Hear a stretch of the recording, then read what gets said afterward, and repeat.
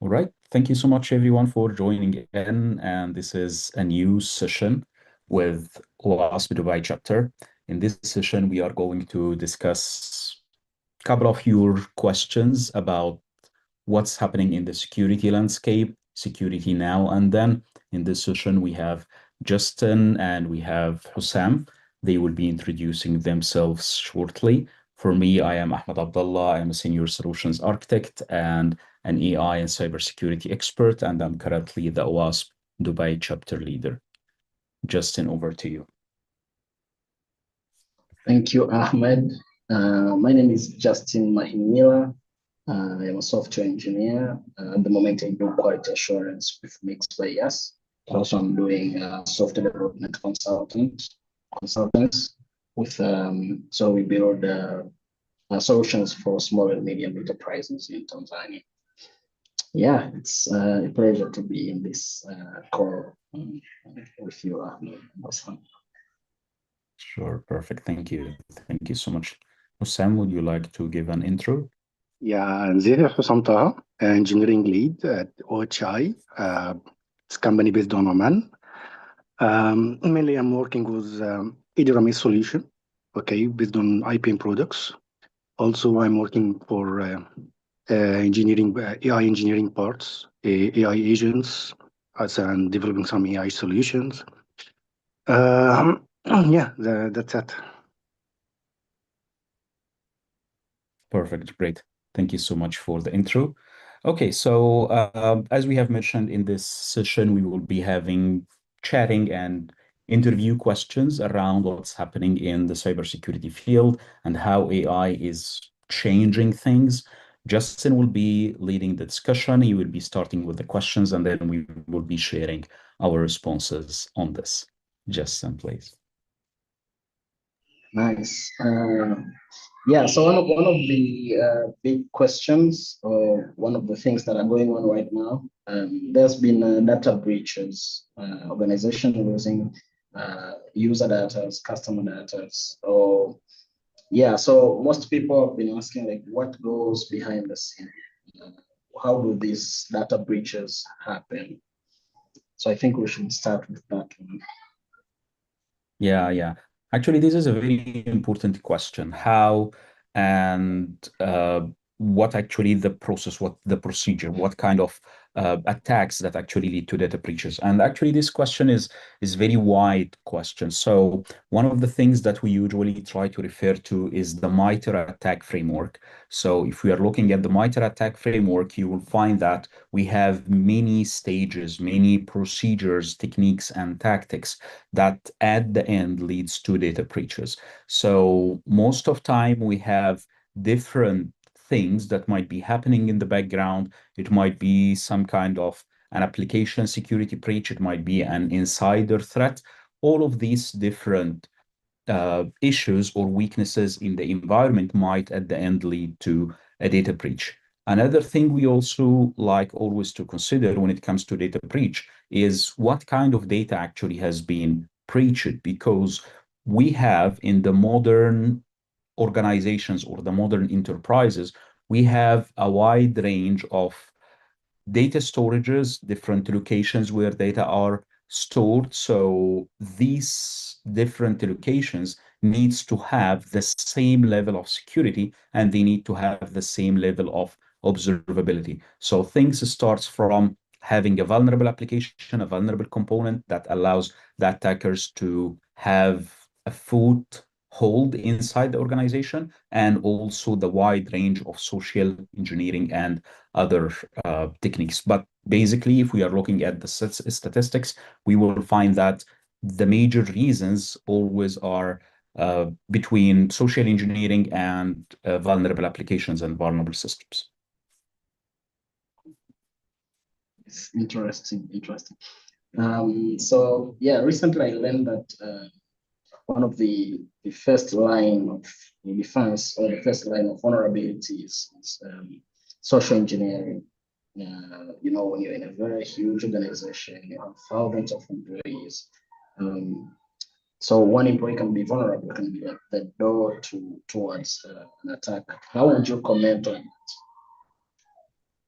Yeah, actually, vulnerable applications are uh, we have a wide range for this because vulnerable application they might be an internally developed applications or they might be some components that has been presented in these applications or any other applications and they have found to be vulnerable. And we find that this is most of time very challenging for most of organizations because we always have this concern that we cannot secure what we do not know. So it doesn't start with securing what we have, it starts with enumerating in the first place what we actually have. What's currently running inside the organization as per the software applications, the solutions, the systems, and what's running underneath. So, what kind of components are there and what are the dependencies, and making sure that we are keeping tracking of all these components and making sure that they are actually up to date and patched all the time, which is a very critical operation as well. Nice, nice. So yeah, so what are the things that most time maybe leadership or management tend to ignore when it comes to defending the infrastructure or defending the all these components, these tools, be it applications, be it the employees, knowledge base, or any. What are those are the things that most time leadership ignore? Actually, I would be saying that they might not be actually ignoring it or they are not trying to ignore it. But the point is, whenever you are getting started with your improvement to the cybersecurity landscape and you start paying attention to this and you put some effort in addressing and enumerating whatever is running, I believe that one of the most critical points, it is not the initiation of the project, it's the maintenance of the project. So for many organizations, it is not very difficult to start by enumerating what is running, to start having some good practices at the beginning, start listing and maintaining what kind of infrastructure that we have. But I believe one of the challenges that are always happening is the ever changing infrastructure landscape.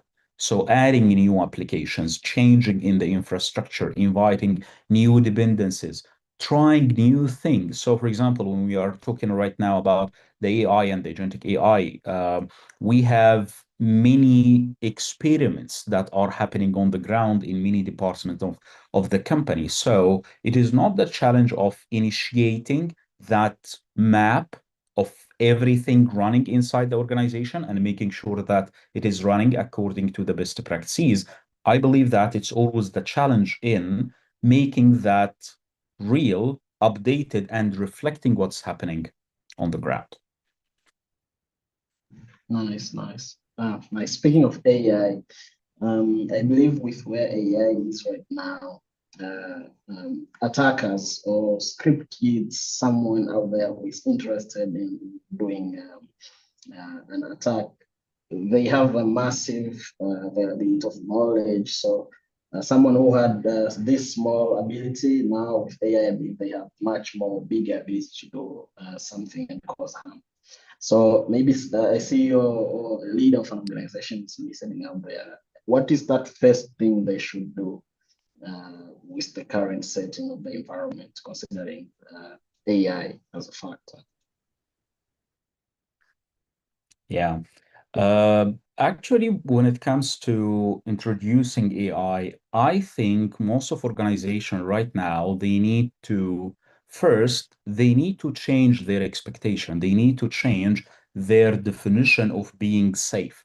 For example, whenever we are considering, and this is some example that I might be sharing, and I think Hussam will be having a good vision about that as well, which is if we imagine, for example, that we have an organization and most of time we are building our security controls having in mind that we are being attacked by specific type of attackers, specific type of other organization. Right now, we might be attacked at that grade or that sophisticated level of attack, but using agentic AI at the hands of what we used to call previously script kiddie.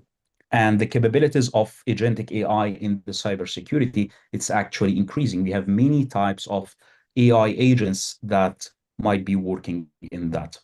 What do you think, Hassan? Yeah. After AI, we introduced with new attacks and new attack types for agentic system today, like model poisoning or prompt injection, and it's very hard to detect. Also, one of the major points for agentic systems is how you will govern your data and how you secure it, how you make sure the authorized person is accessing the data. Okay.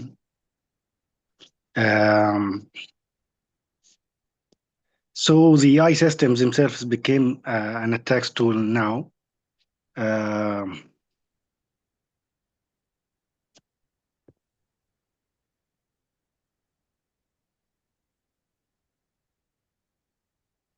Yes, totally. I agree, totally agree, Sam, on what you have mentioned. And this is something we need always to consider that whenever we are talking about AI as per the security, it is not one way. So we have different implications in the cybersecurity happening because of the AI. So we have AI at powered attacking tools that are trying to scan and exploit our vulnerabilities faster in a more sophisticated way. In the same time, implementing AI agents and agentic solutions within the organization, it's increasing the attack surface. And as Hossam has mentioned, now we are not only trying to protect against traditional and known vulnerabilities. Right now, we might have vulnerabilities that are basically prompts. So it's pure text we use to detect some kind of vulnerabilities based on their signature. We use to detect the SQL injection or the cross-site scripting based on the special characters and the reserved words in the language. Right now, the injection is happening by changing in the meaning of the words. So as by looking at these types of attacks, we should be having similar defense that are smart enough to uncover the bad intention behind these prompts. Nice, nice. So how should companies protect themselves? Should they invest more in security tools, or should they invest more in training their people? What should they do? Yeah, it's actually a very good question. And my answer to this is going to be actually both. We have to make that investment because for the cybersecurity in the AI, if we are going to be attacked by the AI agents, it makes sense that we need to defend ourselves by AI agents. And for that, I'm not trying to say that it's going to be that kind of fight or this kind of war, but the point is, right now, if we are expecting certain level of alerts, certain level of events or attack trials on our attack service, after the AI, these levels are going to be increased very quickly. So, on the other hand, if we used our manual effort in filtering these events, now we need to have AI to be capable of, or at least a smarter way to be able to filter out these events. So the investment in the tools is going to be very important. And we always say that whenever we are having these tools, we should be providing these tools to the right personnel. So the skilled engineers, the skilled team should be well trained on using these tools. And I believe there is one point on top of these 2 points, which is investment in people and the investment of the tools. I believe that there is a very important point that needs to be fulfilled on the management level, which is the shift in the mindset. Because right now we are talking about a completely new attack service, completely new set of attacking tools. So at the beginning, we need to have a new mindset in order to adhere to this change on the ground.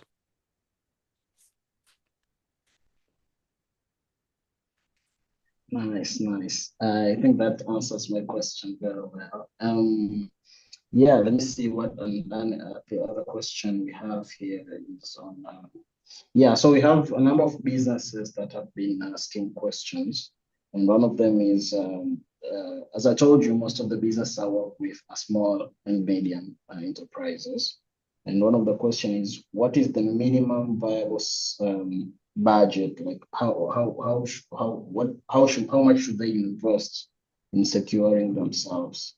What the minimum viable security they need? Yeah. Actually, this is a very wide question.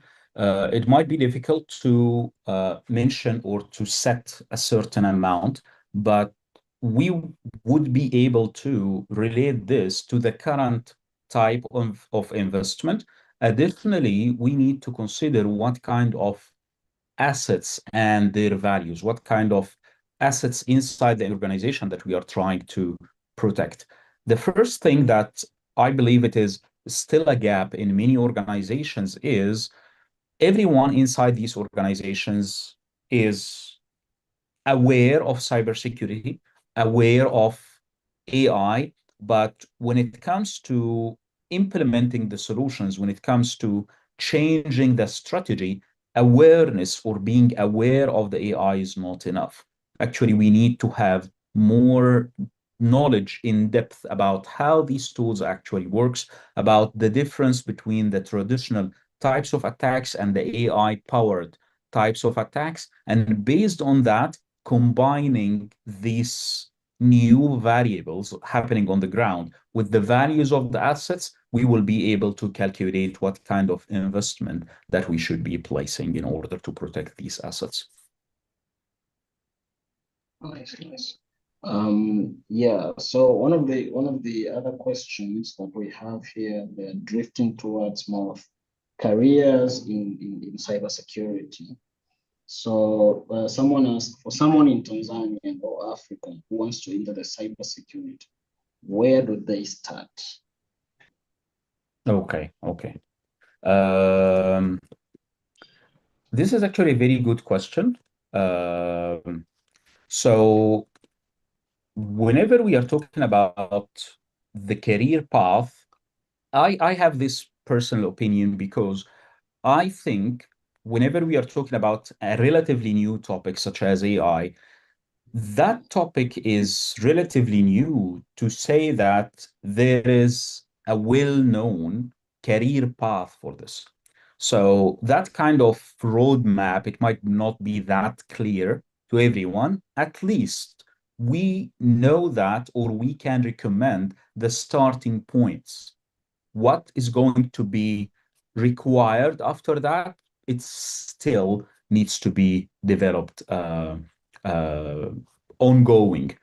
So the main things that I think people would like to learn about right now, and it is we have many resources about this. I believe everything happening in the AI right now, it is happening around the large language models. If people will be able to start even before large language model to understand how these models has been trained, how does the transformer work, how does the machine learning and the deep learning algorithms used for building these tools, that's going to be awesome. Otherwise, if we are starting directly from the large language models, these points, which is getting a large language model, having an application around that, integrating this with um, a vector database for the knowledge base and integrating that with tools, rather they are on APIs or they are some kind of MCP servers to integrate with the whole environment. I believe that these topics are crucial, and based on that, people will be able to build on top of this many things. Thank you very much. I think that is very, very articulate. Another question around the same area, career in cybersecurity. Someone is asking, what's your advice for someone who wants to transition from software development to cybersecurity? This is actually very good question.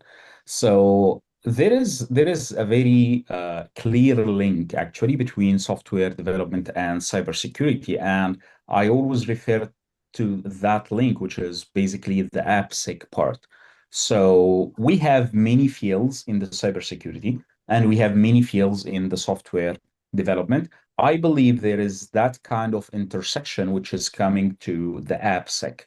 So getting started with the AppSec is the best thing that me as a developer will be trying to do when it comes to getting into the cybersecurity field, because in that field, I will be able to use my strength in the software development part, and I will be able to um, actually empower my knowledge in the cybersecurity.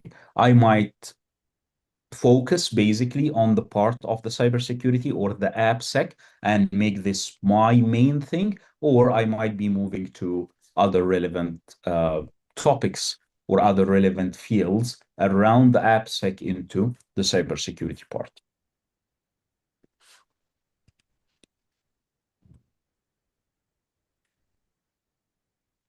You are on mute, Justin. Oh yeah. So someone is saying, is the shortage of cybersecurity experts real, or is just a buzz or a hype that people are talking about? What do you think? I would say that there is always shortage for skilled engineers. So if someone would like to be, and I always mention that it is valid for cybersecurity and it's valid for other fields as well. If you are noticing that there is a high demand for a certain job more than other jobs, this is a good indicator. But the point is, there is always high demand for a skilled candidates in all the working fields. So if you would like to be, yes, so the short answer to your question, yes, there is a high demand and there is shortage in the skilled cybersecurity professionals. So the point simply is because some people, once they hear that word, they got the expectation that, okay, there is a high demand for the cybersecurity engineers. I will be just having 5 days course on cybersecurity and then I'll be having a job. But they got frustrated because things doesn't work this way. The main thing is there is a high demand, there is a shortage, and this shortage actually it requires a skill. So you will be in a high demand whenever you are a skilled person in a high demand field. I just want to add one point to your words, Ahmed. Yes, please. Especially, Please. especially now after vibe coding, um, moving and building apps increased. So we'll have more apps with coming every day apps developed and deployed to production. So the demand for security engineer will be much higher than before. Yeah.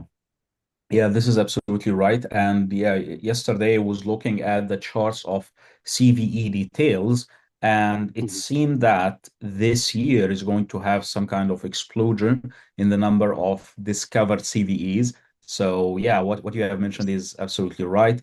The number of software applications that are being developed, I think this year we might see a number of generated code that might be equivalent to the whole code that has been written in the history. Maybe that is going to be generated over this year, which is definitely will require huge amount of intervention. We might think that, okay, this new AI generated code is going to be scanned by AI tools, but having the intervention from the cybersecurity expert, as Sam has mentioned, is going to be very important.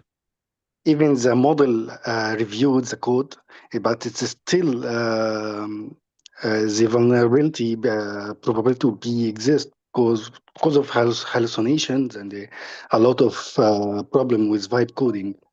So I think that the demand for software for security engineers will be increased for coming years.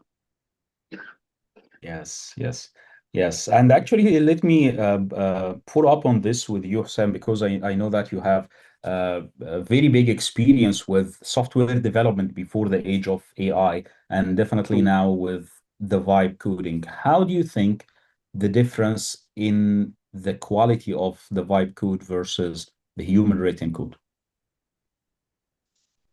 See, if we will talk about the quality, I see that the models now is writing a code in a good quality. Okay, maybe the quality much more than human writing. This is from my point of view. But if Yeah. we talk about logical errors and the security issues, it will be increased because I am writing the prompt and I'm giving the instructions to the model. If I didn't give the model the full instructions and how we will secure my application, there will be a lot of security vulnerabilities and logic errors for the application. Mm. Yes, yes, So this is I absolutely wanted right. to ask something around the software development, vibe coding, and security.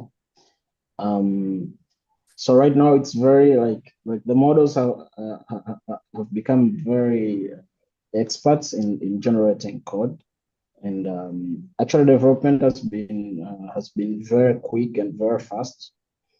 To a point, it's very easy.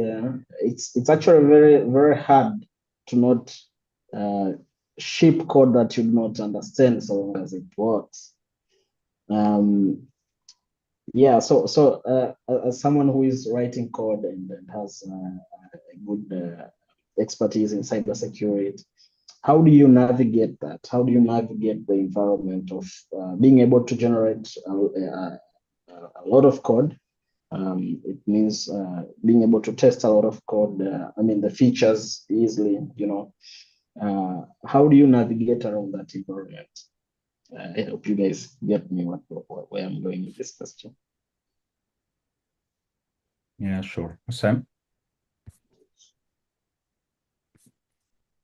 would you like to take that?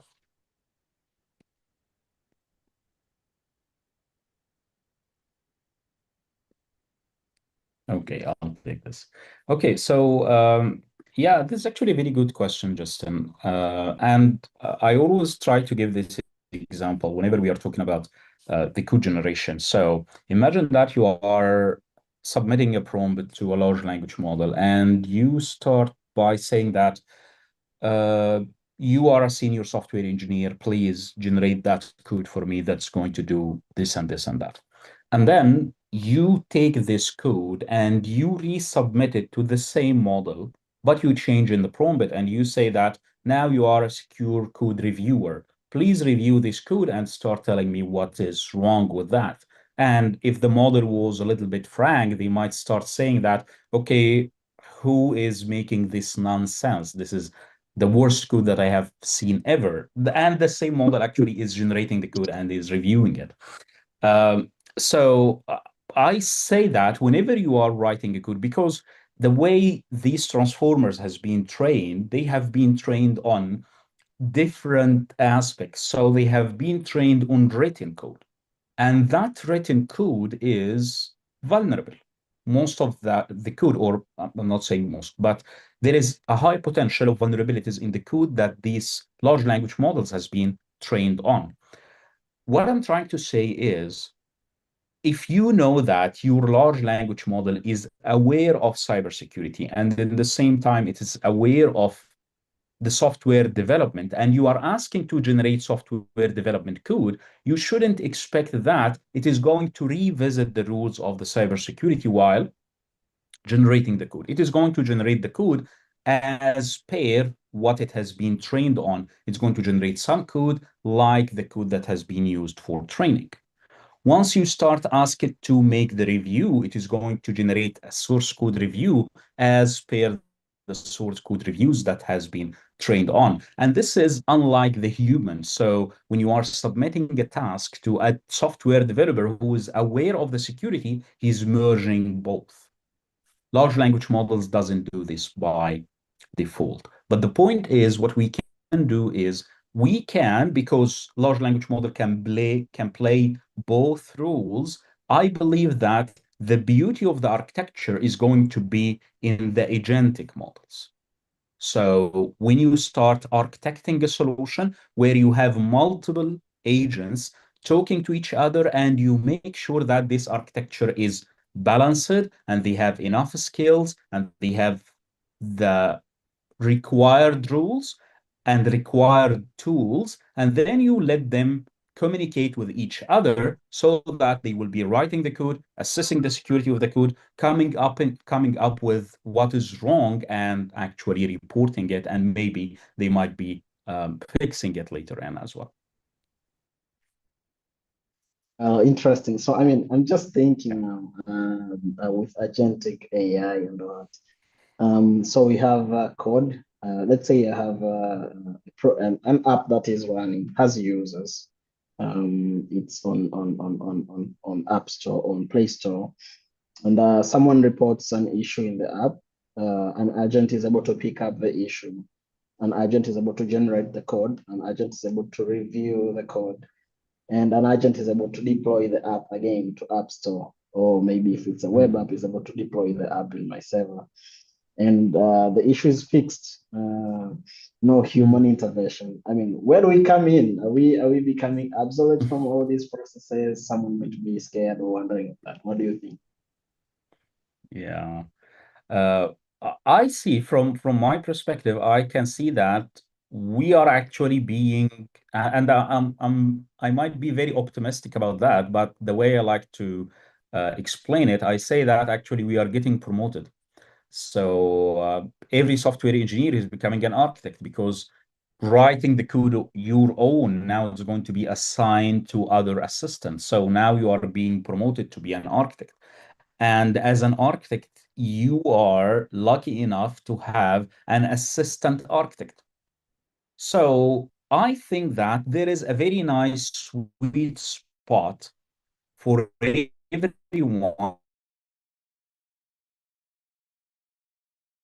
to start orchestrating. Spot can easily be filled by another AI agent.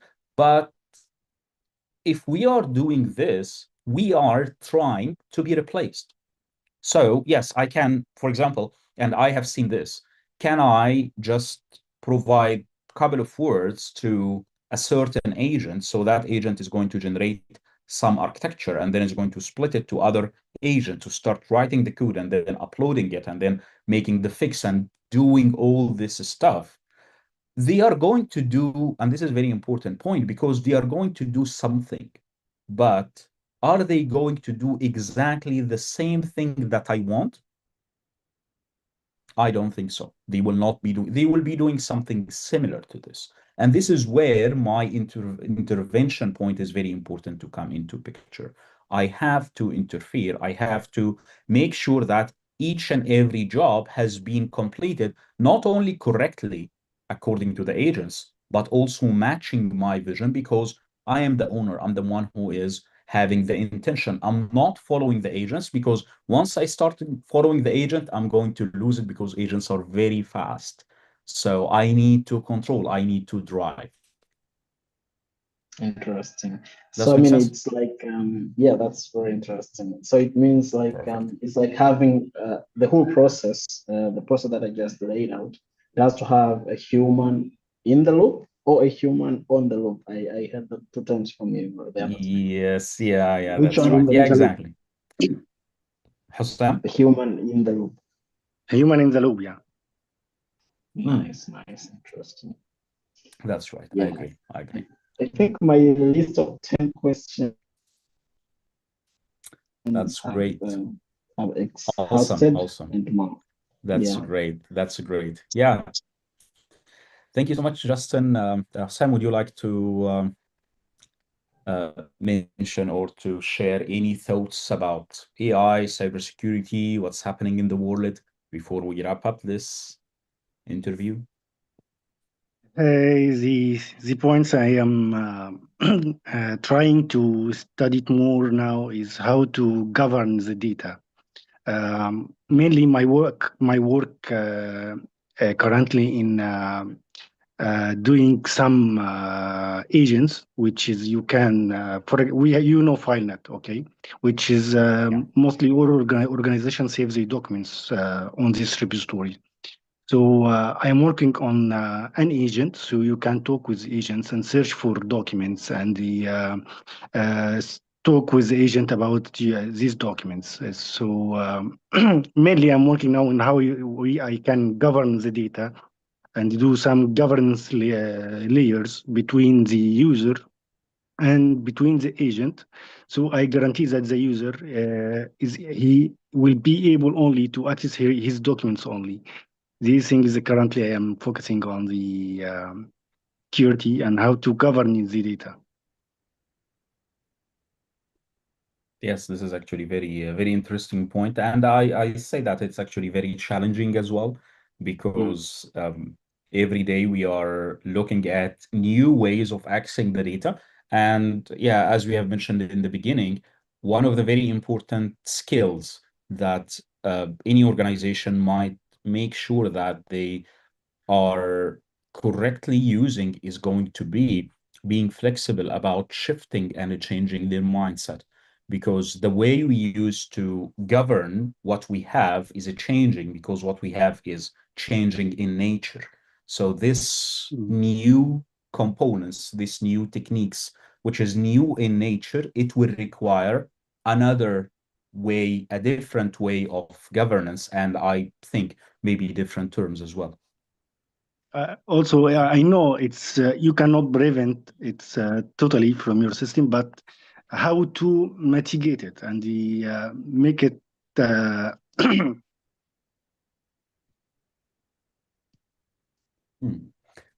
Yeah, actually, it's a very important point. And I think in order to make sure that you are governing it in a right way, we need to have even more controls, more guardrails on different levels. So the guardrails on the level of the large language model itself, the guardrails on the level of the agent.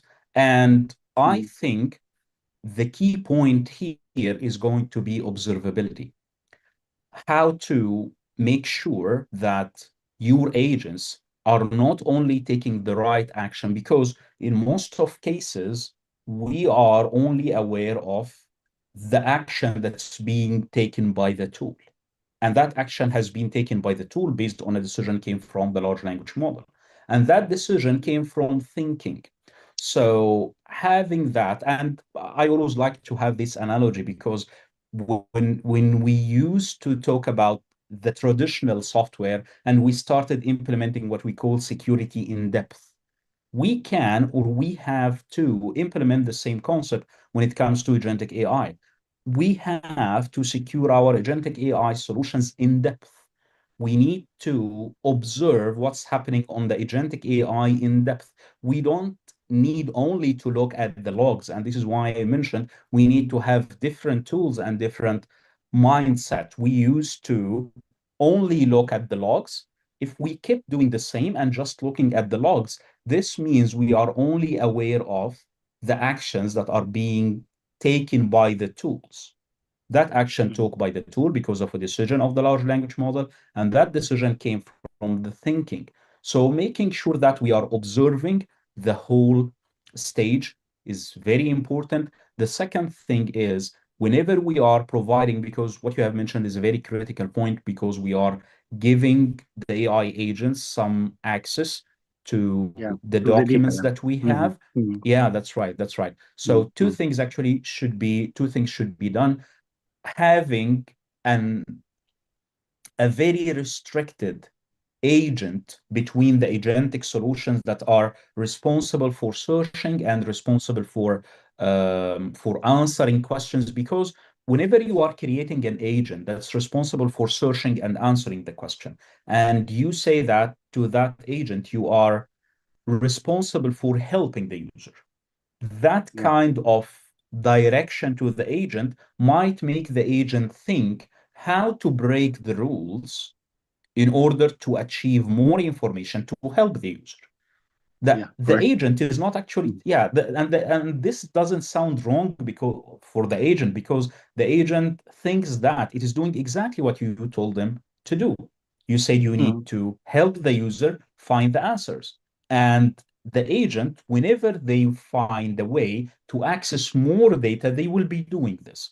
So having that kind of segregation of rules, you should have some agents that are responsible for helping the user.